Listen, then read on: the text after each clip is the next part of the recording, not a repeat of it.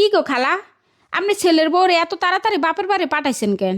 নাইলে কর্মটা কি? বাবারে বাবা, সিজারে বাচ্চা হইব। ডাক্তারে কইছে আর কোনো অপশন নাই, সিজারে বাচ্চা হইব। বাবারে এত রিস্ক নিব কেরা?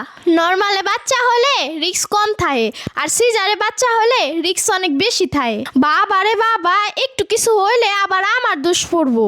আমারে দোষারোপ করার আর কোনো অপশনই রাখি নাই।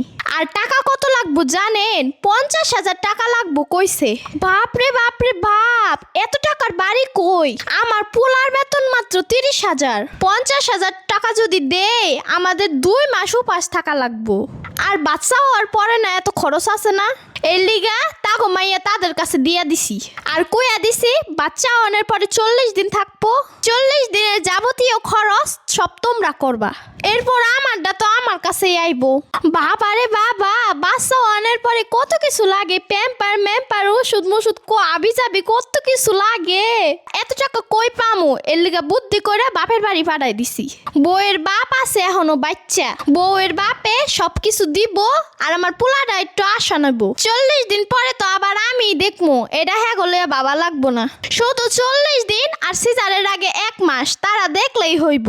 পরে সব আমি করুম, কিছু করার নাই আমার। আমার পোলার দিক দিয়েও তো আমারে দেখতে হইব।